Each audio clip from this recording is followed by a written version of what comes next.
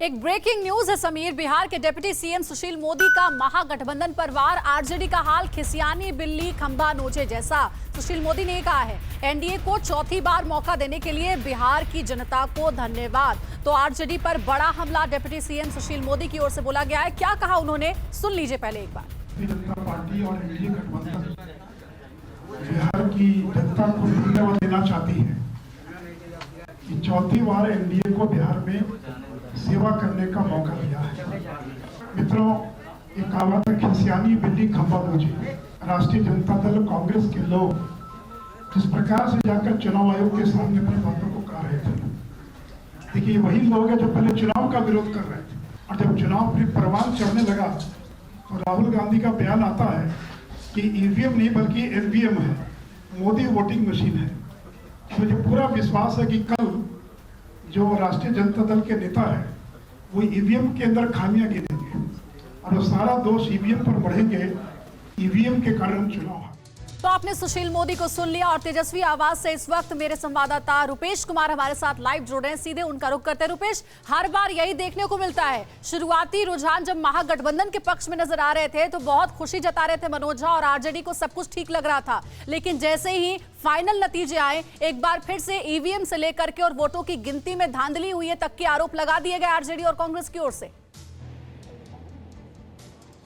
जी हाँ, बिल्कुल। देखिए, और यही लोकतंत्र है। लोकतंत्र की खूबसूरती भी यही है, जिस तरीके से मतदान केंद्र पर फिर मतगणना और चुनाव परिणाम में हर खेमे ने लड्डू, मिठाइयाँ, ढोल, विजय जुलूस, तमाम चीज़ों की तैयारियां कर रखी थी। लेकिन सुबह सुबह जैसे दिन चढ़ते गया, स्थितियां बदलती गई, पल पल आंकड़े बदलते रहे, देर रात तक, यानी कि जैसे तेजस्वी खुद क्रिकेटर रहे हैं, जैसे पिच पर वो बल्ला चलाते थे, आखिरी ओवर तक, स्लग ओवर तक, आखिरी बॉल तक फैसला नहीं आता है, उसी तरीके से ये कहीं ना कहीं चुनाव परिणाम आया। लेकिन तेजस्वी यादव का सपना जरूर टूटा है सीएम, सबसे युवा सीएम बनने का। 2-4 हाथ जबकि लबेबाम रह गए, लेकिन जरूर लोकतंत्र कह रहा होगा कि तेजस्वी वेल प्लेड।